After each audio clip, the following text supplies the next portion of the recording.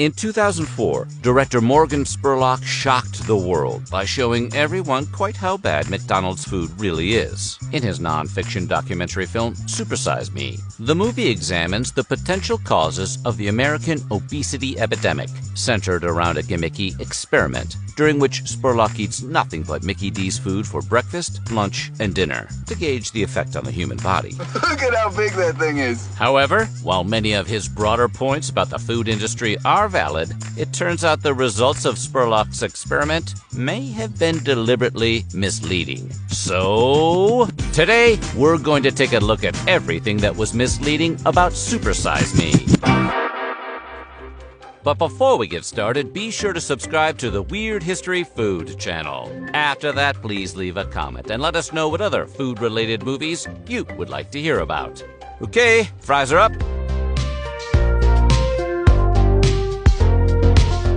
In 1987, the good people who run McDonald's, Ronald, Grimace, Hamburglar, and that whole crew, realized that they could make more money by selling customers slightly bigger portions. And sure enough, it was in the summer of that same year that America was introduced to the notion of supersizing their order. Basically, it just meant replacing the medium-sized fries and drink that came with a combo with their extra-large counterparts. But as it turns out, Americans really do believe size matters, and many were into it. Films like 1988's Who Framed Roger Rabbit and 1993's Jurassic Park were even promoted with special supersized combo meals. The term supersized quickly entered the lexicon. And before anyone knew it, the idea was American as supersized mom, supersized Coke, and supersized apple pie. Then in 2004, Spurlock came along with Supersize Me. The movie earned over $11 million at the domestic box office, which is still an astronomical sum for a non-fiction film. And whereas most documentaries are relegated to art houses, Supersize Me captured the interest of the nation at large, thanks to its intriguing premise. Spurlock ate nothing but McDonald's food 3 times a day for a month. A little bit of heaven.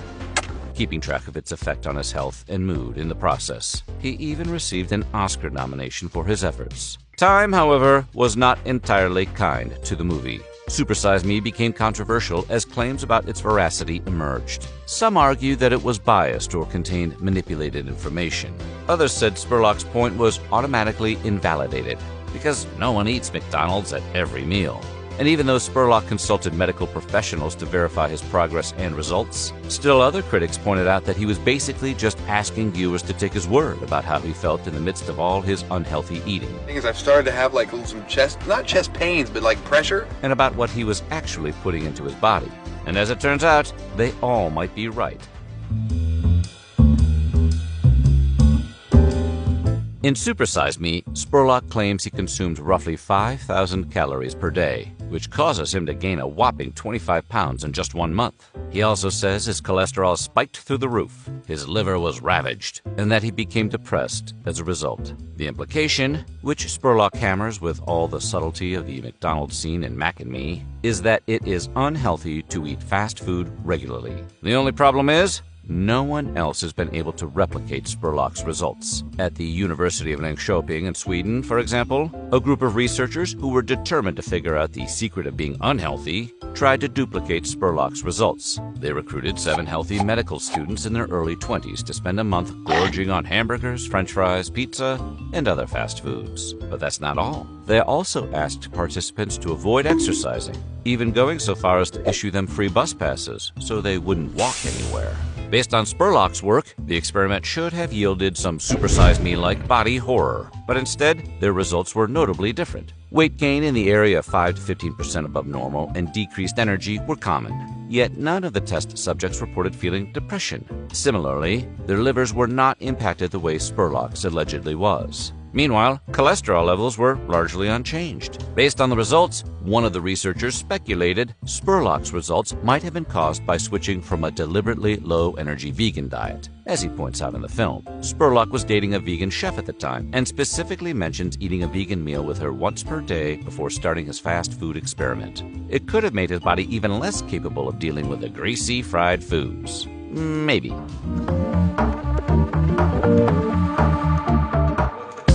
The supersized success and cultural impact of Supersize Me spawned a number of imitators and spoofs. Right? And perhaps the most notable example came from comedian and former health writer Tom Naughton, who made the 2009 documentary Fathead. To challenge the findings in Spurlock's film, Naughton set out to lose weight on a fast food diet and recorded the results. His diet in the film is 50% fat intake, but he strategically plans his meals. In the process, he attempts to not only mock Spurlock, but also to correct what he sees as inaccurate information. But when I've discussed the merits of Super Size Me with my friends and associates, I've noticed a curious pattern. Almost everyone who really likes that movie shares a common and dearly held belief. Unlike Spurlock, Naughton's blood pressure stayed the same. He also lost weight and body fat, and his cholesterol even dropped a little. In fact, the only negative effect Naughton could find was that his HDL, the so-called good cholesterol, dropped too. However, according to Naughton, that wasn't from the saturated fat, but was the result of eating foods fried in trans fats, which were supposed to be the safe alternative to saturated fats. And when he tried another diet experiment later, living on a very high amount of saturated fat with no trans fats, his HDL shot up higher than ever, and he felt great. Yeah, I feel great. If I thought I was having a heart attack or something, I probably wouldn't bother setting up a camera.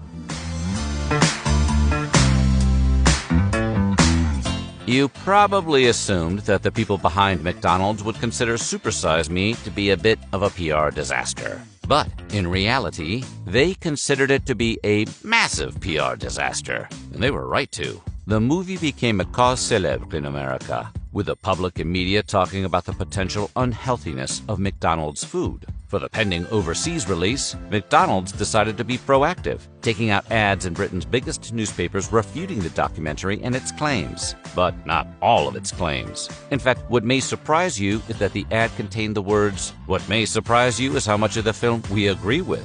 It then went on to acknowledge that Super Size Me did have some merit, agreeing with its core argument, that if you eat too much and do too little, it's bad for you.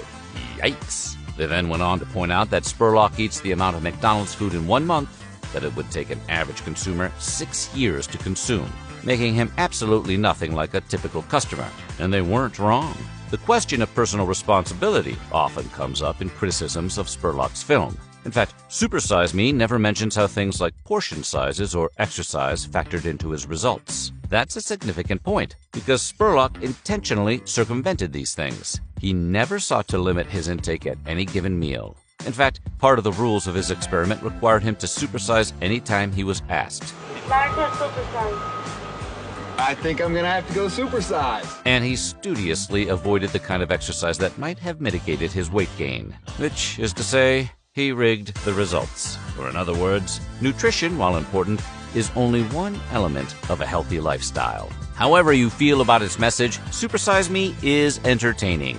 Spurlock accompanies the serious points he's making with moments of humor and the use of pop songs to ironically accentuate certain ideas. And it all works. But it also obscures the fact the director was biased. And it wasn't an accidental bias either. Author Chuck Klosterman has pointed out it was a self-serving bias that likely arose because you could not sell a movie about eating fast food and feeling fine. Essentially, Spurlock set out to make a movie about how McDonald's was contributing to the obesity epidemic, and was never trying to make an impartial evaluation of including fast food in your diet.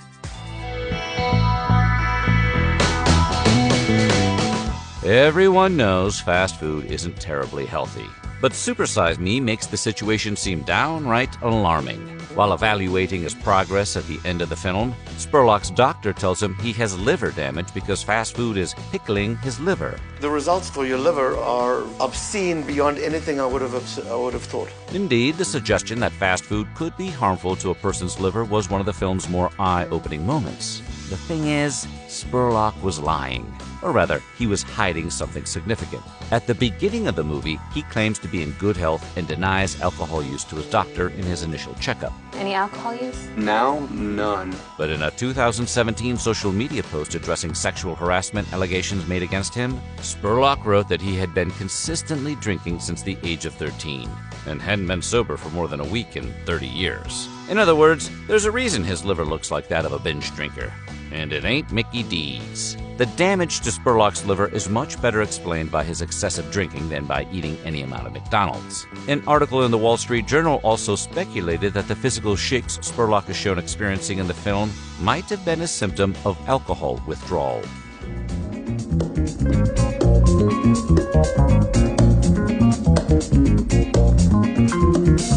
You might recall hearing that Mickey D's was so freaked out about Spurlock's documentary that they ended their supersized promotion permanently. While that has become part of the film's lore, like so much else about Super Size Me, it may not be entirely true. It is accurate that McDonald's scrapped supersized foods and drinks at the end of 2004, but the company denied it had anything to do with Spurlock's documentary, instead calling it an act of menu simplification.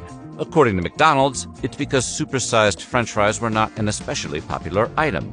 So while they didn't rule out bringing them back from time to time in special promotions, they felt it was time to phase them out. That being said, according to Bloomberg, McDonald's menu would only get more complicated in the years to come, ballooning from 60 to 145 items between 2007 and 2014. At the very least, that has to call the whole menu simplification rationale into question. It's also important to remember that the Golden Arches felt threatened enough by Spurlock's film to take out a full-page ad in the paper. So, much like Super Size Me, we should take McDonald's explanation with a grain of fry salt. So what do you think? Did you believe what you saw in Super Size Me? Let us know in the comments below, and while you're at it, check out some of these other videos from our weird history.